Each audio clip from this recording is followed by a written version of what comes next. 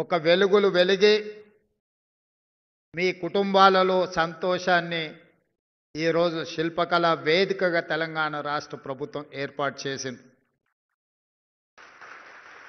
మనస్ఫూర్తిగా తెలంగాణ ఉద్యమంలో భాగస్వాములై ఆనాడు ఉస్మానియా కాకతీయ యూనివర్సిటీలలోనే కాకుండా తెలంగాణ జిల్లాలలో ఉన్న కళాశాలలు యూనివర్సిటీలలో అలుపెరగని తెలంగాణ పోరాటం చేసి మీ తోటి విద్యార్థులైన శ్రీకాంతాచారి, వేణుగోపాల్ రెడ్డి, ఈశాన్ రెడ్డి, యాదయ్య లాంటి తెలంగాణ యువ విద్యార్థులు తమ జీవితాలను దారబోసి ఆత్మ బలిదానాలు చేసుకొని తెలంగాణ రాష్ట్రాన్ని సాధించింది. ఒక శ్రీకాంతాచారి, ఒక యాదయ్య, ఒక కానిస్టేబుల్ కిష్టయ్య కన్న కలలు మా ప్రాణాలు పోయినా పర్వాలేదు, మా కుటుంబాలు అనాథలైనా పర్వాలేదు, ఈ తెలంగాణ రాష్ట్రంలో లక్షలాది మంది నిరుద్యోగుల యువకుల యొక్క కలలు పండాలి, ఈ తెలంగాణ రాష్ట్రం సస్యశ్యామలం కావాలి అని వాళ్ళు ఆత్మ బలిదానాలు చేసుకొని తెలంగాణ రాష్ట్రాన్ని సాధించారు. ఆనాటి రాజకీయ పార్టీల నాయకులు నీళ్లు నిధులు నియామకాలు అనే నినాదంతో తెలంగాణ ప్రజల యొక్క బలమైన ఆకాంక్ష 60 సంవత్సరాల సుదీర్ఘ పోరాటాన్ని రాజకీయ ఆయుధంగా మార్చుకొని వచ్చిన తెలంగాణలో 10 సంవత్సరాలు అధికారాన్ని చెలాయించి నిరుద్యోగ సమస్యను పరిష్కరించలేరు.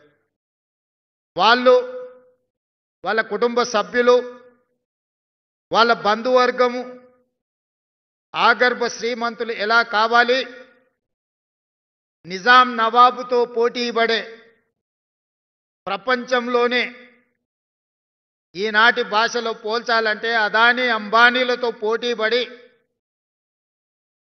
అల్లుడిని అంబానీ చేయాలి, బిడ్డను బిర్లాను చేయాలి అనే కలలు కంటూ 10 సంవత్సరాలు పరిపాలన కొనసాగించారు. ఏ రోజు కూడా ఒక్క క్షణమైన నిద్రపోయే ముందు గుండెల మీద చేయి పెట్టుకొని ఏ శ్రీకాంతాచారి, ఏ కానిస్టేబుల్ కిష్టయ్య, ఏ యాదయ్య, ఏ ఈశాన్ రెడ్డి, ఏ వేణుగోపాల్ రెడ్డి ఆత్మ బలిదానాలు చేసుకొని తెలంగాణ సాధించినరో వాళ్ళ లక్ష్యమేందో అని ఆలోచన చేసినుంటే మీ ఉద్యోగ నియామకాలు 7-8 సంవత్సరాల క్రితమే జరిగిపోయి ఉండేవి. ఈనాడు తెలంగాణ పునర్నిర్మాణంలో మీరు సీనియర్ అధికారులుగా ఈ ప్రభుత్వంలో బాధ్యత వహించి ఉండేవాళ్ళు. కానీ ఏ రోజు మీ గురించి కానీ వాళ్ళు నినదించిన నీళ్లు నిధులు నియామకాల విషయంలో చిత్తశుద్ధితో పనిచేసినుంటే నీళ్లకు సంబంధించిన కాళేశ్వరం కూలేశ్వరం అయి ఉండేది కాదు. ఈనాడు 1,00,000 కోట్లు గోదావరిలో పోసి నిర్మించిన కాళేశ్వరం కట్టడం కూలడం 3 సంవత్సరాల్లోనే జరిగిపోయింది. చరిత్రలో ఇట్లాంటి దుర్ఘటన, ఇట్లాంటి దురదృష్టకరమైన సందర్భం ఏ దేశంలో, ఈ దేశంలో ఉన్న రాష్ట్రాలే కాదు, ఏ దేశంలో కూడా ఇట్లాంటి పరిస్థితులు రాలేదు. నిధులకు సంబంధించి మీకు తెలుసు, ఫామ్ హౌస్లో 1 ఎకరానికి ₹1 కోటి పండించే విద్య ఆ నాయకులకు తెలిసినప్పుడు తెలంగాణ రాష్ట్ర రైతాంగానికి ఆ విద్య ఎందుకు నేర్పలేదు?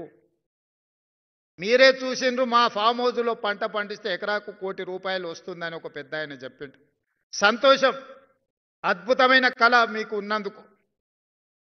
64 కళలలో చోర కళ కూడా ఒకటి అంటే నేను అదేందో నాకు అర్థం కాలేదు. కానీ ఈనాడు ఎకరాకి ₹1 కోటి వ్యవసాయంలో ఆదాయం వస్తుందంటే చోర కళలో పరోక్షంగా ఇదే కళనేమో అనిపించేటట్టుగా వచ్చింది.